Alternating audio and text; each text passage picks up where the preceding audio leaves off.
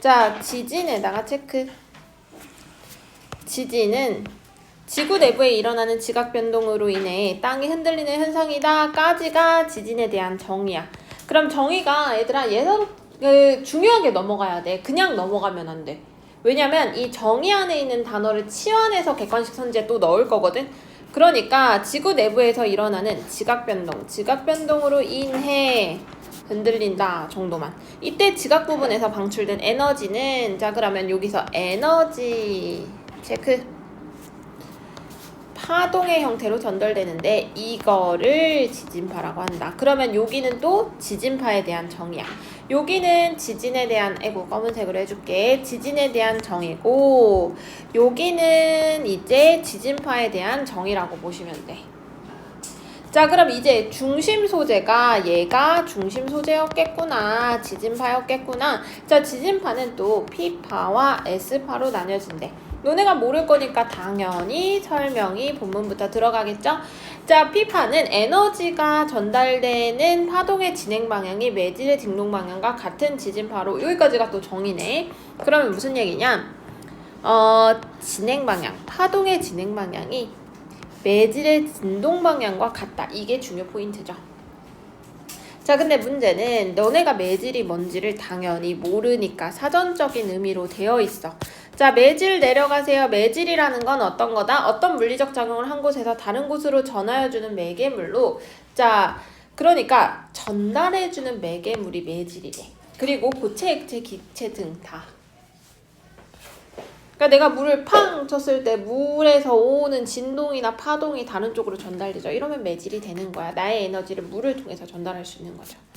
자 그러면 여기서 이 매질의 진동 방향과 같대.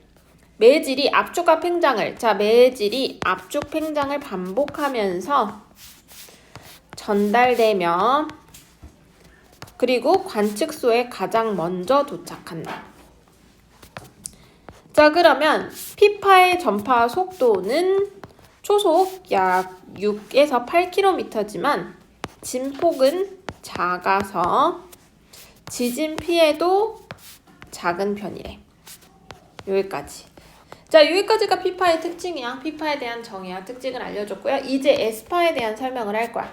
S파는 파동의 진행 방향이 매질의 진동 방향과 그러니까 파동의 진행 방향이 매질의 진동 방향과 수직이네. 자 얘들아 여기 같은 수직 차이점을 잘 보시면 돼.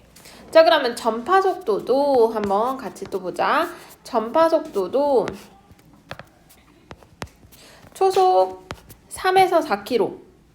자 그리고 비교하는 거는 얘들아 헷갈려. 보다는 좀 날리고 느리다만 체크해. 느리지만 진폭이 비교적 커서 지진 피해도 훨씬 크다. 자 그러면 P파와 S파 각각을 설명해줬네. 자 그럼 이제 다시 두 지진파가 관측소에서 도착하는 시간의 차이. 그러니까 도착 시간의 차이를 우리는 뭐라고 할 거다? PSC라고 할 거래. 자, 진원에서 진동이 일어난 그 원점에서 멀어질수록 PSC도 커진다. 자, 그러면 멀어질수록 커진다. 비례하는 거네, 거리와. 알겠죠?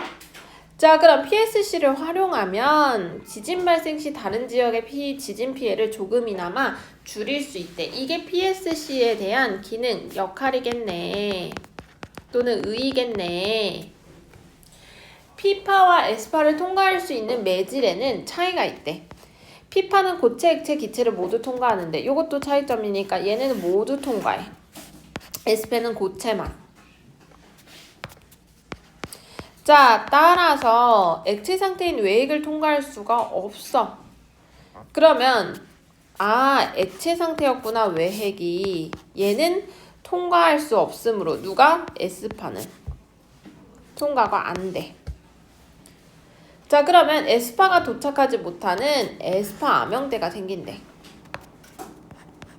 그에 반해 P파는 아까 다 된다 했지. 그러면 외핵, 멘틀, 외핵과 내핵과 같이 상태가 다르거나 같은 상태라도 그러니까 상태가 다르지. 아까 외핵은 뭐라고 했지? 액체라고 했어. 멘틀은 고체일 거 아니야. 그치? 그러면 상태가 다르거나 외과, 내과 같이 상태가 같거나 둘 다 액체란 얘기죠. 근데 그러니까 상태가 다르거나 밀도가 다른 그런 경계면을 지날 때 멘트가 외 사이의 경계면일 거 아니야. 지날 때 굴절이 일어난대. 이로 인해서 피파 역시 뭐가 생겨? 암형대. 자, 암형대라고 하면 뭐였어? 도착하지 못하거나 뭔가 이제 굴절이 일어난 걸 말하네. 그러면 또 지진파의 전달 속도는 매질의 밀도가 높아지면 오히려 빨라지고 속도가 낮아지면 느려지네. 이것도 비례관계네. 자, 어려울 수 있으니까 얘들아 한 번만 다시 읽으면서 다시 정리하고 내려갈게. 알겠죠? 위에 부분이 정리가 잘 돼야지 밑에 부분도 술술 읽혀 내려가거든. 일단 위에서는 첫 번째 문장에서는 지진이 뭔지 알려줬어. 그래서 지진이라는 건 지각변동. 그러니까 지각변동 때문에 흔들리는 건데 결국에는 우리가 흔들릴 때 에너지 있지? 지각 부분에서 방출된 에너지. 이 에너지가 파동으로 오는데 그 파동이 바로 지진파라고 이제 정의를 할 거고 이 지진파에는 P파와 S파로 나뉘어진다. 그래서 P파 같은 경우는 방향이 같은 애고 S파 같은 경우는 이제 방향이 수직인 그래서 서로 조금은 다른 애야. 자, 근데 문제는 지진 피해는 S파가 훨씬 더 크다고 얘기했어. 근데 문제는 시간에 서로 도착하는 시간의 차이가 있을 텐데 PSC라고 얘기를 했어. PSC를 해야지 지진 피해를 줄일 수 있대. 그러면 이걸 알기 위해서 매질도 우리가 공부를 할 거다라고 이제 알려주는 거야. 이 PSC를 정확히 알기 위해서 매질부터 공부를 해야 될 거 아니야. 알겠지? 그러면 이 매질에는 차이가 있는데 P파는 다 통과하지만 S파는 고체만 통과한다고 얘기했어. 그러면 결국에는 액체 상태인 외액을 통과할 수 없어서 S파도 암형대가 생기고 그럼 P파는 다 지나가니까 암형대가 안 생기냐? 아니야. P파도 암형대가 생겨. 뭐 때문에? 굴절 때문에 P파 역시 암형대가 생긴다는 거야. 그러면 알겠어. 다 지나치긴 하는데 이 얘기를 왜 했냐? 일단은 우리가 요 속도를 계산해서 도착하는 시간을 계산해야 될 거 아니야. 그러면 얘네들의 속도는 매질의 밀도와 차이가 굉장히 깊은데 밀도가 높으면 속도가 오히려 빨라지고 왜냐면 전달하는 분자가 촘촘하면 빨리빨리 내가 건너갈 수 있다는 거야. 멀면 약간 이게 내가 도약하는데 시간이 더 걸릴 거 아니야. 그래서 밀도가 낮을수록 속도가 더 걸린대. 까지가 요 내용이었어. 그러니까 정보가 좀 뒤죽박죽 돼 있어서 힘들어. 문단별로. 문단이 좀 예쁘게 순서대로 정리된 게 아니라. 자, 그럼 다시 밑에 거까지. 한편 지진 발생 시 건물 붕괴로 인한 피해를 줄이기 위해서 저항할 수 있도록 자, 내진 설계에 대한 정의가 다시 나타난 거야. 그러니까 지진 발생하면 건물 붕괴로 인한 피해를 그러니까 지진 발생의 피해를 줄이기 위해 저항할 수 있는 건물을 설계하는 거 그게 내진 설계래. 그럼 내진 설계는 다시 내진 구조, 재진 구조, 면진 구조 세 유형이 있다고 했어. 그럼 이제부터 내진 구조부터 하나씩 설명을 하겠죠. 강한 지진파에도 건축물이 붕괴되지 않도록 강한 지진파에도 건축물이 붕괴되지 않게 철근, 콘크리트 등을 보강해서 기둥과 벽 자체를 튼튼하게 짓는 거래. 그러면 내진 벽과 같은 부자재를 설치해서 강한 흔들림에도 무너지지 않고 버티는 내구성이 높아지도록 하여 건물을 짓는 거래. 이는 내구력만 높인 것이라 지진 발생이 무너지지 않더라도 손상은 생길 수 있어. 무너지지만 않는 거지 손상은 생길 수 있다는 거야. 이에 비해 자, 우리가 아까 지금 내진 구조 하나 했어. 자, 그러면 여기서 이제 재진 구조를 갈 거야.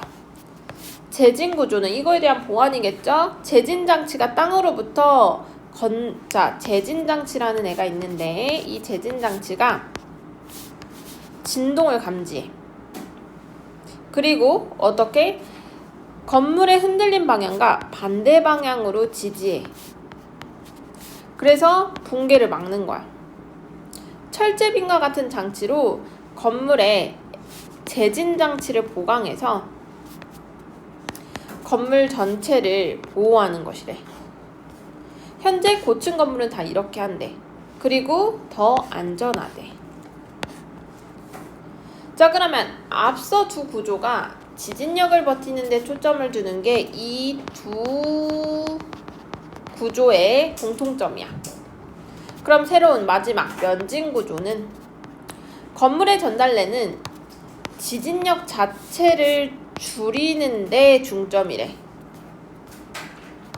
파동의 에너지의 특성은 주기가 짧을수록 오히려 크대. 반비례 관계네, 파동 에너지는.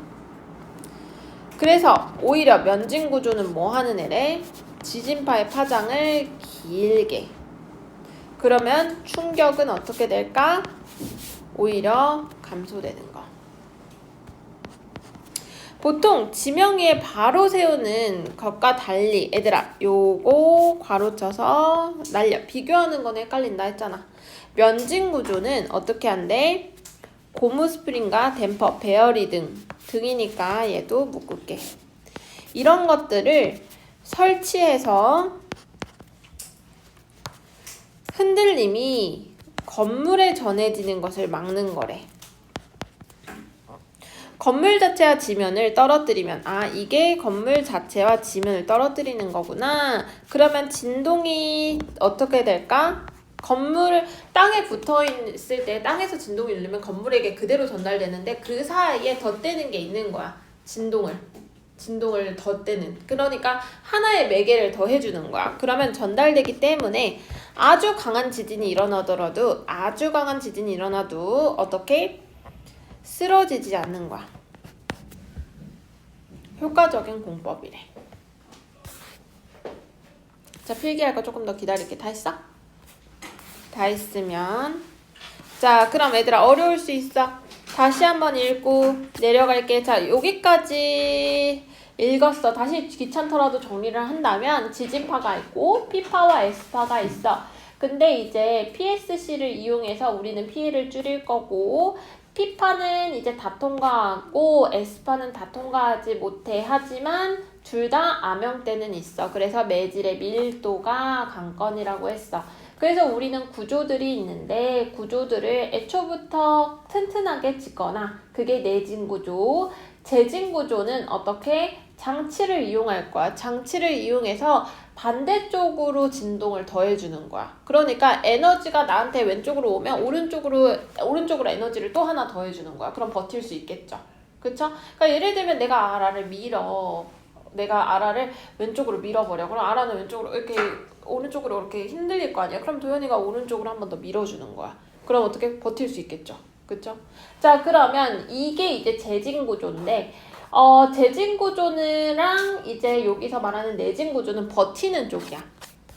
얘는 버티는 쪽이라고 한다면, 얘네는 둘 다 버티는 쪽이라면, 면진 구조라는 애는 어떻게 한다? 자, 뭘 조절한다? 파동 에너지 자체를 조절하는 거야. 어떻게? 지진파의 파장을 길게 바꾸는 게 목적이야.